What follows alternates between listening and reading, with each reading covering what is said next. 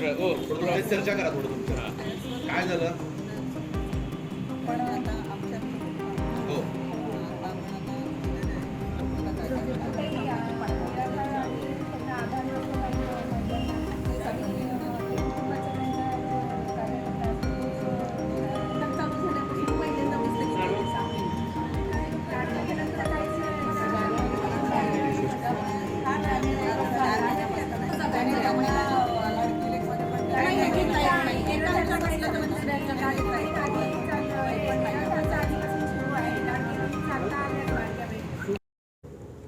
याच कलेक्टरांना निवेदन दिलंय, काय मागणी होती? आमची मागणी हे आहे की सध्या अधिवेशन चालू आहे महाराष्ट्र राज्याचं आणि आमचा हा आवाज आत्ता अधिवेशनामध्ये उठवला गेला पाहिजे. त्यासाठी आम्ही आज कलेक्टरना निवेदन देण्यासाठी आलो. आमची सर्वप्रथम मागणी ही आहे की गेले 4 महिने झाले निराधार, विधवा, घटस्फोटिता या महिलांना पेन्शन मिळत नाही आहे. लाडकी बहीण योजनेच्या स्वरूपावर त्यांना पण 1,500 रुपयेच दिले जातात. तर हे जे 1,500 रुपये आहेत ते वाढवून 3,000 रुपये केले पाहिजेत. कारण लाडकी बहीणना आधार असतो आणि या महिला ज्या आहेत विधवा, घटस्फोटिता यांना आधार नसतो. तर सगळ्या महिलांना एकाच पॅरामीटर्समध्ये आणि एकाच चष्म्याने न बघता निराधार महिला ज्या आहेत त्यांना 3,000 रुपयाची पेन्शन चालू करावी ही आमची सर्वात प्रथम मागणी आहे.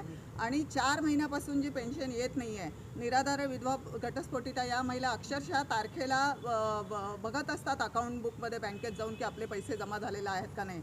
छोट्या मोठ्या गरजा त्यांच्या त्या पैशातून त्या भागवल्या जातात. परंतु गेले 4 महिन्यापासून एक दमडीसुद्धा त्यांच्या खात्याला आलेली नाही आहे. त्यासाठी ती त्वरित ताबडतोब तुम्ही ते DBTचे रूल वगैरे ते सगळे बाजूला ठेवा, नंतर करत बसा ते, पण ताबडतोब 4 महिन्याचे राहिलेले पैसे त्यांच्या अकाउंटला टाकावेत. आणि आमचा हा आवाज आत्ता अधिवेशनामध्ये मुख्यमंत्री आणि दोन्ही उपमुख्यमंत्री यांच्याकडे पोचवला गेला पाहिजे. म्हणून वाव या सामाजिक संघटनेतर्फे आम्ही ही मागणी आज कलेक्टर महोदयांना केलेली आहे आणि त्यांनी सांगितलं की आजच्या आज आम्ही हा विधान भवनामध्ये मेल करतो म्हणून.